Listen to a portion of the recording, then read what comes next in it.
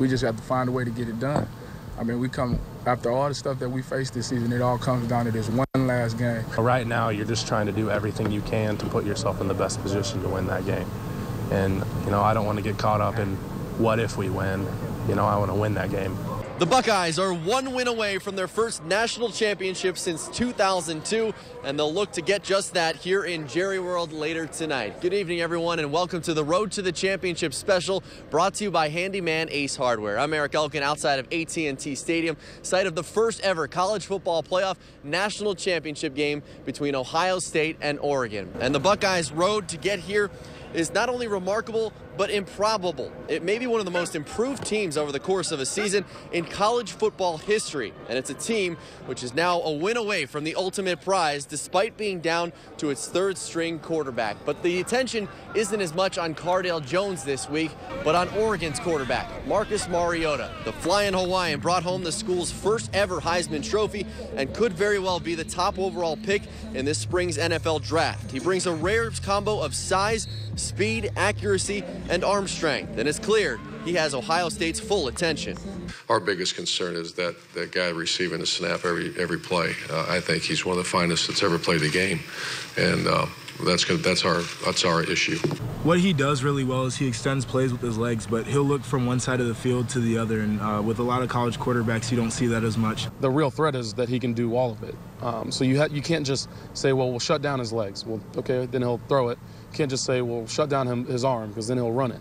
So you have to say, well, shut down the receivers, and then the D-line will keep him in the pocket and go get him. The numbers absolutely back everything you just heard. Mariota's Heisman season included more than 4,100 passing yards, 40 touchdown passes to a remarkable 3 interceptions. He's completing nearly 70% of his passes, and oh yeah, he can do it with his legs too, amassing 731 yards rushing and another 15 touchdowns on the ground. I got a chance to catch up with Ohio State co-defensive coordinator Chris Ash at Media Day, and Ash led Wisconsin's defense against Oregon back in the 2012 Rose Bowl. Mariota wasn't starting then, so this is a familiar but new challenge all in one. And I asked him how you game plan against the best player in college football.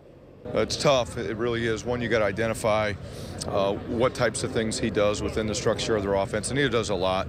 He's just a great leader. He's a good runner, a good passer, extends plays with his feet. We have to make sure that we can control him. We're not going to stop him. We got to limit the plays that he can get, the number of yards that he can get. We need to try to make sure we don't leave a defensive guy one-on-one with him, because he can make guys miss out in space. And that's really when you start the game plan and you identify what his strengths and weaknesses are, and then how we have to structure our defense to try to limit what he can do. I know that Marcus wasn't there or he wasn't starting when you guys played him in the Rose Bowl when you were at Wisconsin, but what did you learn from that experience in terms of preparing for this type of offense, this up-tempo offense? I learned about how important the third and the fourth quarters are in the game, how important it is to rotate defensive players early in the game so you're more fresh late in the game, and also learned a lot about the mental part of the game, that when you start to get tired, when they start to wear you down in the second half of the game, the mental fatigue becomes as important as anything, where you stay focused, you stay united with what you're trying to do in the game plan, and those are some things that I learned more than anything else. It wasn't necessarily about the preparation. But the Buckeyes' defensive preparation for this game has changed dramatically. Ohio State was very open in the lead-up about how different the practices have been.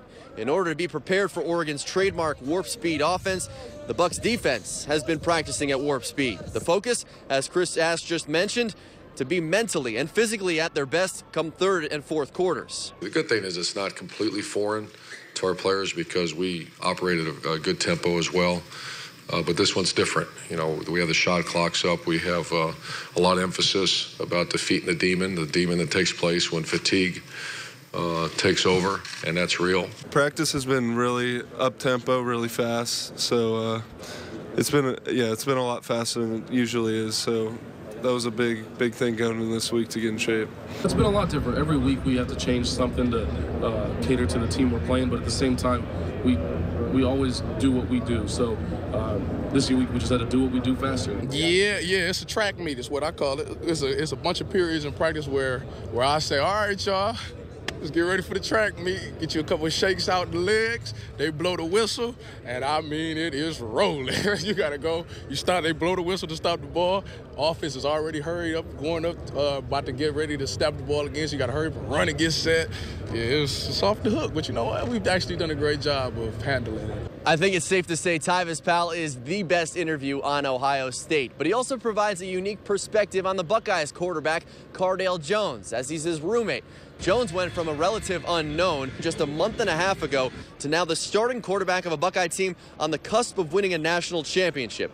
Powell joked he doesn't even bother going out with Jones anymore because he's too popular. But the change is remarkable, something Urban Meyer said he's still trying to figure out himself. Cardale has always had talent, but really something happened in the last, couple months. I know he had a little baby girl. I know there's been some, everybody in life has a chance to push restart. Not many people on the grand stage like Cardale has, and he pushed restart and he hit the right button. It was tough to stay positive. It was tough to, had that mindset, I'm here for a reason. But, with the help of my teammates and my coaches, I got a chance to, stick it out. But the key offensively for the Buckeyes may not be Cardale Jones. Rather, Sugar Bowl MVP Ezekiel Elliott. Zeke has taken his game to a whole nother level this postseason, rushing for 450 yards and 4 touchdowns over the last 2 games. The offensive line has been key, but Oregon presents a different challenge than what the Buckeyes have faced recently up front. Oregon's outfit, their interior defense is a little bit undersized, and we're a bigger physical team, and I think that just establishing the running game, if we establish the running game, we'll be able to do fine offensively. You can't get a lot of double teams, and that's kind of, our strength as an offensive line is double teaming people. We're good at that. If people line up and play 4 down, we're going to kill them. So, that makes it hard because it's a lot of one-on-one base blocks. Without a doubt, I think we'll be able to move the ball and score on them. A little bulletin board material for the Ducks, courtesy of Taylor Decker. Well, coming up next, Kirk Herbstreit will be on the call for ESPN for the game, and the Centerville grad opens up about his fandom of Ohio State. You're watching The Road to the Championship, brought to you by Handyman Ace Hardware. Welcome back to the Road to the Championship, brought to you by Handyman Ace Hardware. I'm Eric Elkin outside of AT&T Stadium, getting you set for kickoff between Ohio State and Oregon. Over the weekend, I got a chance to sit down with Andrew Greif, Ducks beat writer for the Oregonian, to get the Oregon perspective on this matchup. And I began by asking him what the perception is of this Ohio State team in the Pacific Northwest. The perception of the Ohio State Buckeyes is of a very dangerous team. I think the perception nationally is that they're that Big Ten plodding team, doesn't have that, quote, SEC speed. But I don't think those in Oregon, from what I've talked to, players, fans, coaches, they don't see them that way. They see them as kind of this rare mix of speed and size, and kind of an intangible thing that I think Oregon sees a lot about themselves, is that they're scary because they've been able to dodge whatever's been thrown at them. You and I were both on the Duck beat for the last couple of years before I moved out to Ohio, so I covered this Duck team, and what we heard so much of over the last couple of years from Duck fans is we want Bama. Ohio State beat Alabama. Do the Duck fans, do they feel like they've dodged a bullet not playing Alabama, or did they really crave that matchup?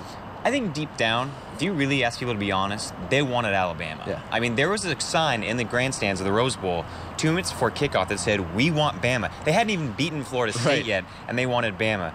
So I think this is, in some ways, a purist's letdown a little bit. But it's still this traditional power, and I think Oregon has always measured itself. It's always wanted to be part of that ruling class of college football.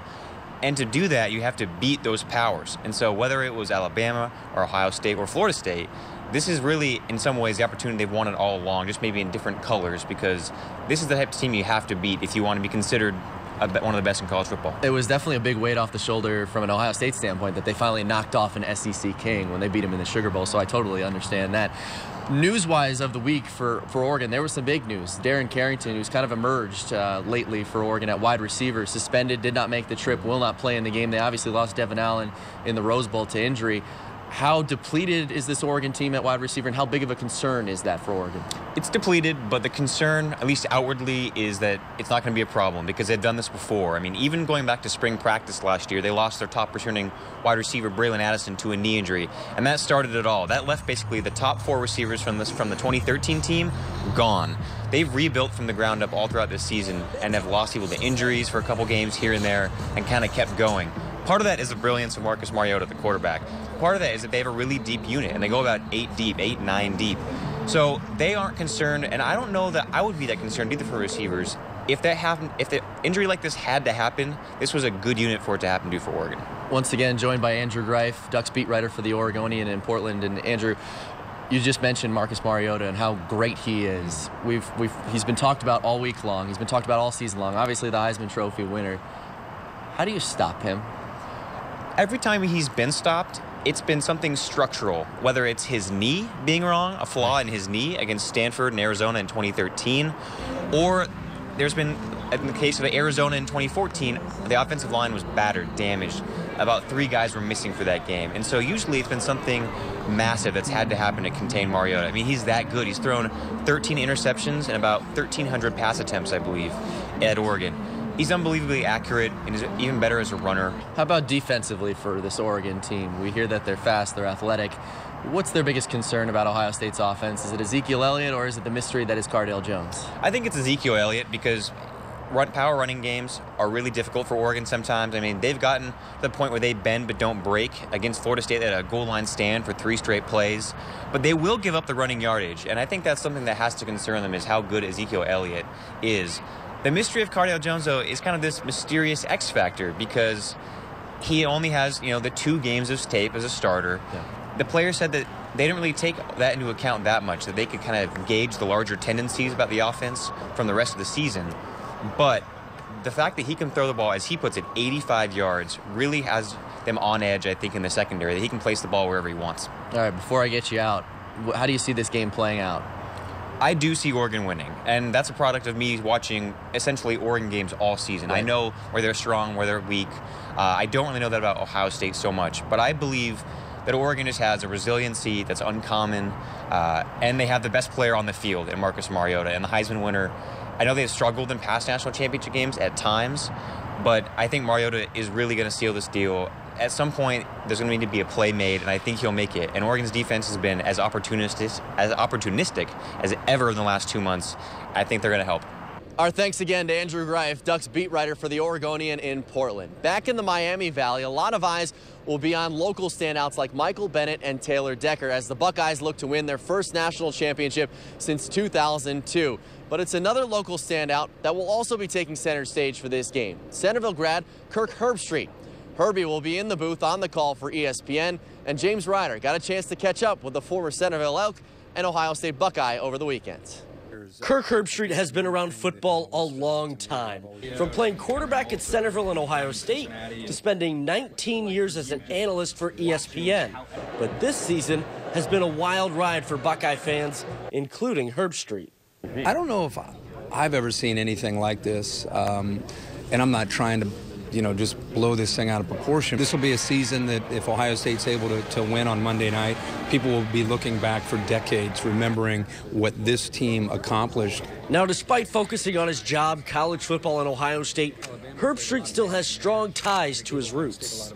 No matter where I go with my career, I always follow high school football in Ohio. You kind of take ownership of those guys, and you really privately pull for them and cheer for them and love to see them have success. And it's not just fellow Centerville grads that he takes that kind of pride in, but it is special for him when Elks like Michael Bennett rise to national prominence. To watch Michael grow as a player, I knew about him in high school, watched him play, knew he'd have a great chance to be successful at Ohio State. But the year that he's had, and I think really the last 3 or 4 games, boy, he has really put together a solid string of games. And I think right now he comes in, and I think he and Adolphus Washington, in my opinion, are the keys to the game defensively for Ohio State. It won't be hard for the vet to balance fan and work. But he's pulling for the hometown guys. Fan in me, obviously, I would love to see Ohio State win. But the broadcaster, I'm hoping for a great game. Thanks, James. I have to admit, I was a little surprised how open Herbstreit was in talking about his Buckeyes fandom. I'm sure it's something that Oregon fans don't want to hear much about. Well, coming up next, you heard Herbie talk about watching Michael Bennett grow. Well, we sit down with Bennett's parents, who have been there for every snap he's played. You're watching The Road to the Championship, brought to you by Handyman Ace Hardware. Welcome back to the Road to the Championship, brought to you by Handyman Ace Hardware. This is what they'll be playing for tonight inside of Jerry's World. No more crystal ball. The college football playoff featuring a brand new trophy as well, standing more than 2 feet tall and made of 24-karat gold. And what a way it would be to cap off a career by hoisting that trophy. And that's exactly what Centerville grad Michael Bennett will be trying to do. As James Ryder explains, his parents have been with him every step of the way. The moments are fleeting. Centerville grad Michael Bennett has 1 game left in the Scarlet and Gray. In his final season, his parents haven't missed a single game. That's meant a lot to me because I know a lot of parents aren't able to make it to all their kids' games. And as a kid, you always want your parents there to, even if it's not to say too much to them, but you just want to see them there and know that they support you. He said one of the reasons why he picked OSU is because it was close and that we could come. So it's been good. I'm glad he appreciates it. And when they're at the game, there's no doubt where the focus is. For the most part, we only watch him. And when he's not on the field, that's when we go take a break. 4 years and a lot of memories, potentially topped with a win tonight. But for now, there's 1 game that looms large. I will remember the Big Ten championship forever. For the 4 years that we've been watching Ohio State play, I've never felt so good leaving a football game and had such an emotional relief and surge of pride. And to think Bennett could have played offensive or defensive line, but his dad had other ideas early on. I wanted to play linebacker, but Mom can cook really well. Win or lose, this will be an emotional night for the whole family. This end of this story, the way it's written now, is what we're coming to terms with. Thanks, James. Playing alongside Bennett all night will be Adolphus Washington. Goes without saying, there's a ton on the line for everyone involved in this game, but even more so for Washington and Oregon wide receiver Dwayne Stanford. The two were teammates at Taft High School in Cincinnati, both on the football field and the basketball court. They're still very good friends and stay in touch, and they're playing for more than just a win. Bragging rights, that's pretty much it. Yeah, lifetime bragging rights. When we granddads, we can bring this up while we sitting in our rocking chair. Hopefully I still have my ring and I'll wear it out every time I'm going to be around him. We talked a lot, it's been crazy. A lot of people have been reaching out to the both of us, putting us in group texts and, both putting us in things on social media, but it's been great, to talk to him. He was just saying, I have never did a media for the whole entire time that we had available. He was like, I could just imagine how it's about to be for you. I was like, oh my gosh, I got to get ready for this. So yeah, I'm ready for it now. And Washington hoping his team is ready for a win tonight over Oregon. Coming up next, it's all business for the Bucs, but it's all fun and games for the fans. James Ryder heads into Fan Fest to see what the Buckeye fans are up to. You're watching The Road to the Championship, brought to you by Handyman Ace Hardware. When you grow up a Buckeye and you grow up in the great state of Ohio, played high school football there, played college football there, that is big. Welcome back to The Road to the Championship, brought to you by Handyman Ace Hardware. Urban Meyer saying it would be great to win one for the state of Ohio. We're less than 2 hours away from kickoff between Ohio State and Oregon. We're expecting it to be a very pro-Buckeye crowd as tons of fans have made their way down to Dallas. They've also been able to have a lot of fun, especially at Fan Fest. And our own James Ryder had some fun of his own at Fan Fest. Well, they say everything is bigger in Texas, and when you look at these massive football players around me, that's certainly true. Fans have waited a long time for a college football playoff. Had to wait a year for these massive football players to be made in Florida and then shipped to Texas. Well, I'm at Fan Fest right now, and we're about to check out everything that there is for fans to do. Well, first up is my friend Mike, all the way from Arkansas. We're gonna throw the pigskin around a little bit. How far was the drive for you guys? The drive is about 5.5 hours for me. Okay, perfect. Are you all loosened up, ready to go, gonna try to channel the inner Braxton Miller? Absolutely. All right, let's go.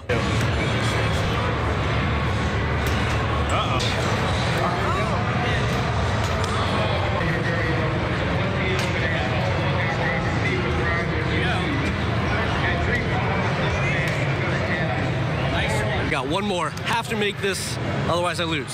You can hit it. All right. Get it. Oh.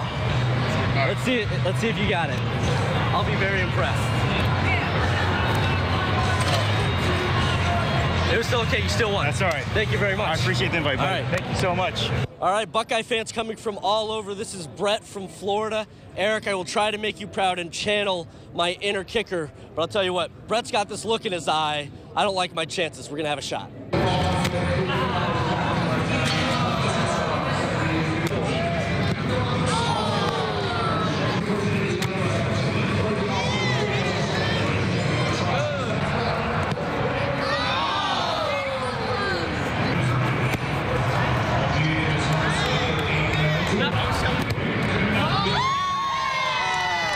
I appreciate you letting me win out of the goodness of your heart. All right, now I get to put on some pads and do some real football.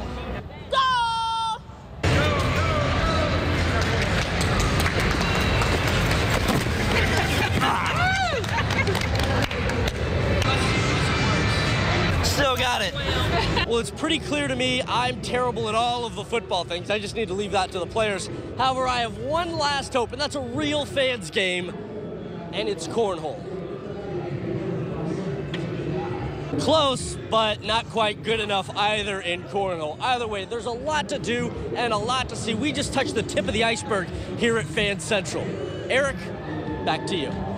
And in a few hours, we'll know if the Buckeyes are national champs in the first ever college football playoff. That's going to do it for our Road to the Championship special, brought to you by Handyman Ace Hardware. I'm Eric Elkin from AT&T Stadium in Arlington, Texas, saying so long. Enjoy the national championship game between Ohio State and Oregon.